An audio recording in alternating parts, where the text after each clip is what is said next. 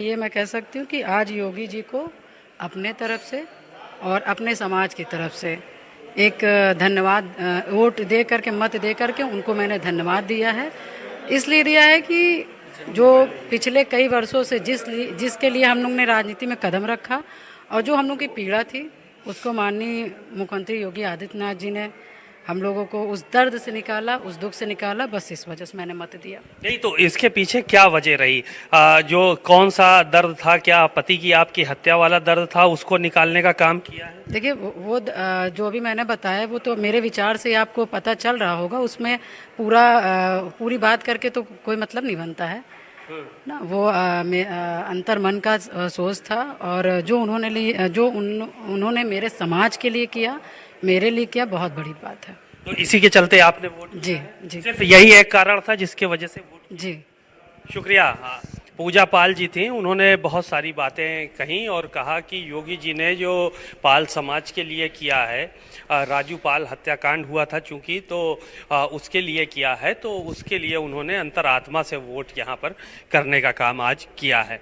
बहरहाल और भी तमाम विधायकों ने आज क्रॉस वोटिंग की है, उसमें से एक पूजा पाल है। लेकिन जिस तरीके से आज का दिन देखा जाए तो समाजवादी पार्टी के लिए कहीं ना कहीं ये दिन दर्द देने वाला दिन रहा है, क्योंकि एक तरफ देखा जाए तो 8 विधायक जिनको वोट तो समाजवादी पार्टी को करना था, लेकिन कहीं ना कहीं बीजेपी के खाते में वो जाते हुए नजर आए। जी बिल्कुल, आपको बताएं कि समाजवादी पार्टी को उम्मीद नहीं थी कि इतने विधायक उनके टूट जाएंगे और इतने विधायक उनको क्रॉस वोटिंग करेंगे, और बड़ी कॉन्फिडेंट समाजवादी पार्टी के नेता कि उनके विधायक उनको वोट करेंगे। लेकिन आखिरी दौर में ये देखने को मिला कि तमाम ऐसे नेता थे, तमाम विधायक थे जो कि भरोसेमंद थे अखिलेश यादव के, वो टूट गए। उसमें से चाहे राकेश प्रताप सिंह का नाम रहा हो, मनोज पांडे का नाम रहा हो, पूजा पाल का नाम रहा हो, या फिर राकेश पांडे का नाम रहा हो, और अन्य जो नेता हैं उनका नाम रहा हो। इस तरह से 8 लोगों ने क्रॉस वोटिंग करने का काम किया। समाजवादी पार्टी के मुखिया अखिलेश यादव और महासचिव शिवपाल यादव, ये लोग इसी वजह से ट्वीट करके आप कह रहे हैं कि जिन लोगों ने पीडीए का साथ नहीं दिया, हमको पता चल गया कौन लोग अंतर्मन से हमारे साथ था, पीडीए के साथ था, और कौन नहीं था। और दूसरी बात उन्होंने ये भी कही, शिवपाल यादव ने, कि जिन लोगों ने की आत्माएं भटक रही हैं इधर उधर, अंतरात्मा से जिन्होंने वोट दिया है, जनता उनकी इस बार आत्मा को शांत कर देगी। तो इस तरह के बयान जो है वो आए हैं अखिलेश यादव की तरफ से, शिवपाल यादव की तरफ से। तो जाहिर है कि कहीं ना कहीं समाजवादी पार्टी के नेताओं में इस बात की पीड़ा जरूर है कि उनके जो साथी थे उन्होंने उनको धोखा दिया, उनको भरोसा तोड़ने का काम किया है। बहरहाल चुनाव संपन्न हो गया है, भारतीय जनता पार्टी के पक्ष में परिणाम आने महज शेष रह गए हैं, और बाकी अभी थोड़ी देर बाद काउंटिंग की प्रक्रिया शुरू होगी, उसमें ये सारी चीजें क्लियर हो जाएंगी कि कितने मतों से संजय सेठ को जीत हासिल हुई है। क्योंकि भारतीय जनता पार्टी के लोगों में गजब का उत्साह है। लोग साफ तौर पे इस बात को कह रहे हैं कि तमाम ऐसे नेता हैं, तमाम ऐसे विधायक हैं जिन्होंने भारतीय जनता पार्टी के हक में वोट किया है, और उनकी जीत सुनिश्चित है। और शिवपाल यादव, अखिलेश यादव के जो ट्वीट आए हैं उससे साफ जाहिर है कि भारतीय जनता पार्टी के उनके भरोसेमंद साथियों ने जो है वो वोट किया है और उनको कहीं ना कहीं मुकालते में रखा। ठीक है, इसी बीच मनोज पांडे क्या कुछ कह रहे हैं वो भी आपको सुनवा देते हैं। हम जनता के लिए चुन के आए हैं, और जिस भगवान रूपी जनता ने हमें चुना है उसके लिए केवल हमें सोचना है। सांसदी का चुनाव लड़ेंगे आप भाजपा से? चलिए ठीक है। सर बता दीजिए, सर कुछ आश्वासन मिला है पार्टी से, बीजेपी से कोई आश्वासन दिया गया आपको? सर कुछ तो बेसिक बता। ठीक है, हमारे सहयोगी संदीप हमारे साथ लगातार बने हुए हैं। संदीप, जिस तरीके से देखा जाए तो आज के दिन की उम्मीद बिल्कुल भी समाजवादी पार्टी को नहीं थी, क्योंकि जिस तरीके से कल जब डिनर पार्टी हुई थी समाजवादी पार्टी की, कई विधायकों का साथ उसमें छूटता हुआ नजर आया, कई विधायक संपर्क में नहीं थे, और वही विधायक आज बीजेपी के साथ खड़े हैं।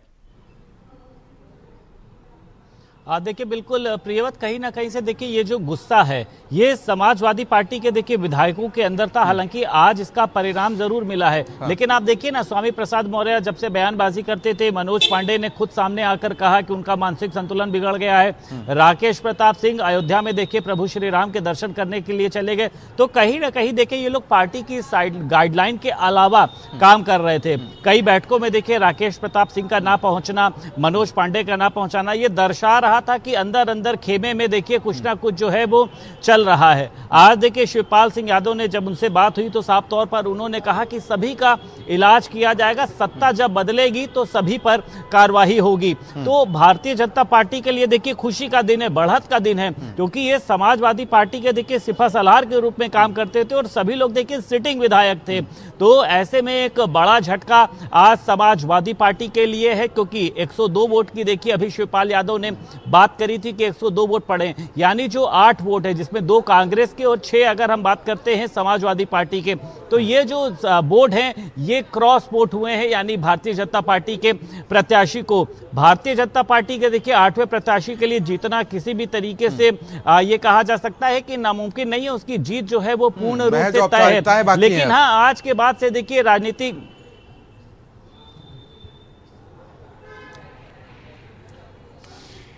संदीप, महज औपचारिकताएं अब बाकी रहती हुई नजर आ रही हैं अब अगर देखा जाए तो।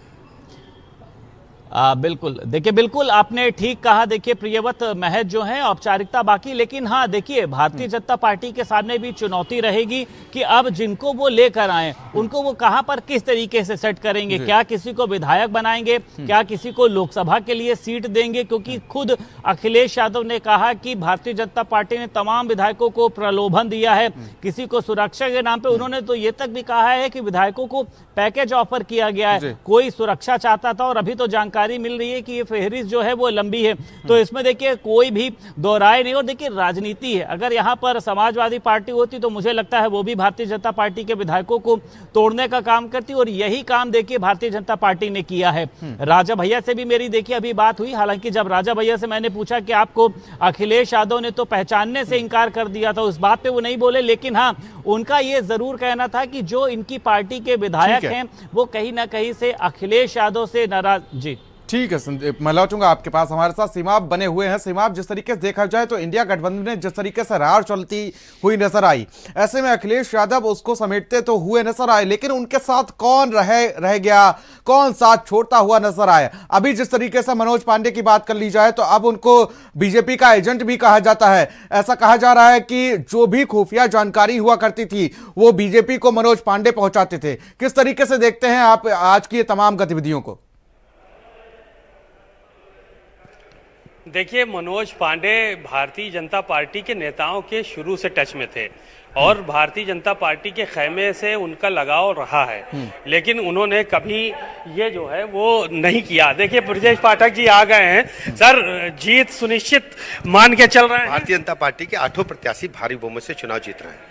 ये नहीं, एक सवाल और था कि जो आरोप लगाए जा रहे हैं, प्रत्यारोप लगाए जा रहे हैं आप लोगों पे। देखिए, भारतीय जनता पार्टी शुचिता, पारदर्शिता पर भरोसा रखती है। सब लोगों ने अपना आशीर्वाद दिया है। मैं सभी माननीय विधायकगणों का हृदय से आभार प्रकट करता हूं, उनका अभिनंदन करता हूं। हृदय परिवर्तन हो जाता है चुनाव के टाइम। बहुत बहुत धन्यवाद आपका, शुक्रिया। तो ये बातें हो रही थी। ब्रजेश पाठक जी देखिए निकल कर जा रहे हैं, वो अब यहाँ से सारे विधायकों के साथ जो है वो अलग होकर निकले हैं, और एक के बाद एक जो नेता हैं, अब विधानसभा धीरे धीरे करके खाली हो रही है, जा रहे हैं, लोगों को नतीजे का इंतजार है। तो कुल मिलाकर जितने भी विधायक थे, जो बागी विधायक थे, चाहे उसमें राकेश प्रताप सिंह रहे हों या फिर राकेश पांडे रहे हों, मनोज पांडे रहे हों, अभय प्रताप सिंह रहे हों, पूजा पाल रही हों या फिर गायत्री प्रजापति की वाइफ रही हो, वो गैर हाजिर हैं हालांकि। और उसके अलावा एक विधायक बदायूं से, उसने भी क्रॉस वोटिंग की है, मौर्य। तो ये सारे के सारे विधायकों ने जो साथ छोड़ा है समाजवादी पार्टी का, वो अपने आप में कहीं ना कहीं जो है वो समाजवादी पार्टी के लिए एक बड़ा डेंट है। बहुत बहुत शुक्रिया तमाम जानकारी के लिए। आप लोग नजर बनाए रखिएगा, तमाम अपडेट्स और जानकारी आपसे लेते रहेंगे। भारतीय जनता पार्टी के 8 के 8 प्रत्याशी जीत रहे हैं, कोई समस्या नहीं, संख्या बल पूरा है।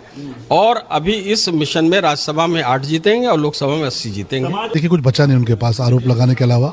उनको पता है कि ये लड़ाई हार चुके हैं, और जिस प्रकार से माननीय प्रधानमंत्री जी के नेतृत्व में, माननीय मुख्यमंत्री जी के नेतृत्व में जो विधायकगण हैं उनका विश्वास भारतीय जनता पार्टी के प्रति है, उसको लेकर सपा हताश है और सारी की सारी सीटें जीतेंगे। आपको चैनल को बधाई दूंगा कि आप इस पर विषय पर बात कर रहे हैं, लेकिन पहले अगर इस तरह से कोई अदला बदली होते थे तो नैतिकता की बात चलती थी, चरित्र की बात चलती थी और ये अलोकतांत्रिक स्थिति की बात होती थी। लेकिन आज के समय में ये स्थिति बिल्कुल बदली सी जा रही है। तो हम लोग ये चाहते हैं कि जनता में ऐसे लोगों को बेनकाब जनता करेगी और आने वाले 2024 के चुनाव में इनको हटाने का काम करेगी। देखिए, मैंने तो बार बार अपनी जब भी ये मैटर्स आते हैं कि राजनीति को धर्म के बेसिस पे जो ये बांट रहे हैं, दैट इज रॉन्ग थिंग।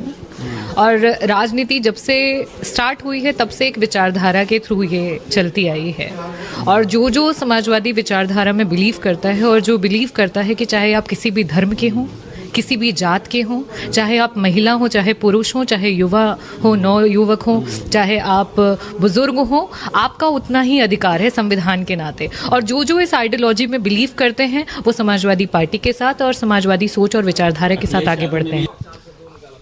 8 की 8 सीट जीतने जा रहे हैं, अच्छे वोटों से जीतने जा रहे हैं, कहीं किसी भी प्रकार की परेशानी नहीं है।